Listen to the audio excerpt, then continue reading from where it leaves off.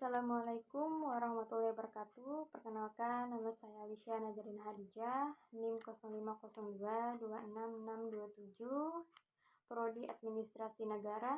Izinkan saya menjelaskan tentang dampak urbanisasi serta tantangan dan masalahnya terhadap pertumbuhan perkotaan. Urbanisasi bukan hanya sekedar ekonomi dan spesial suatu wilayah. Fenomena ini juga mendorong suatu faktor penarikan perkotaan dengan adanya peluang kerja dan fasilitas publik, serta faktor pendorong lainnya di suatu perdesaan seperti keterbatasan lahan pertanian. Secara teoritis, urbanisasi dipandang sebagai mesin pertumbuhan ekonomi karena konsentrasinya terhadap sumber daya manusia di perkotaan meningkatkan efisiensi produksi dan inovasi melalui aglomerasi ekonomi.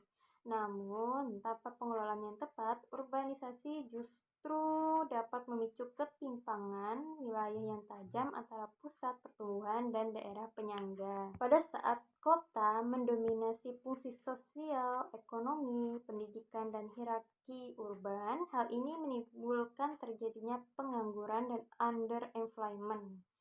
Kota dipandang sebagai inefficient dan artificial process, sehingga urbanisasi merupakan variabel dependent terhadap pertumbuhan ekonomi. Adapun dampak menurut Gemels dan Zenner 1980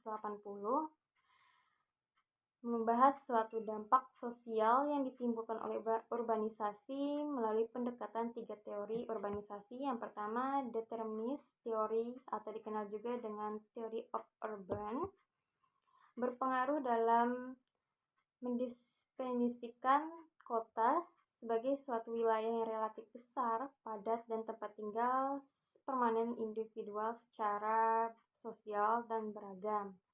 Adapun compositional theory tidak seperti determinist theory. Teori ini menganggap bahwa urbanisasi tidak berdampak secara langsung terhadap individual, tapi terhadap kehidupan sosial, mempengaruhi perilaku individu dan masyarakat, membantu mereka menangani masalah urbanisasi. Atribut-atribut antara lain etnisitas, latar belakang keluarga, kehidupan bertetangga, kekerabatan, dan ikatan pekerjaan.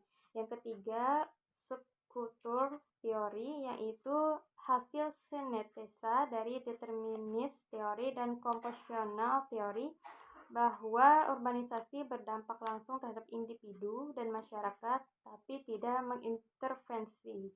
Asumsinya didasarkan pada 2 hal. Yang pertama, banyaknya migran yang datang di perkotaan, budaya dan wilayah yang beragam sehingga memberikan kontribusi terhadap bentuk kehidupan sosial. Kedua, tekanan-tekanan struktur yang beragam seperti spesialisasi pekerjaan, tuntutan institusi, dan sebagainya yang menghasilkan struktural yang baru.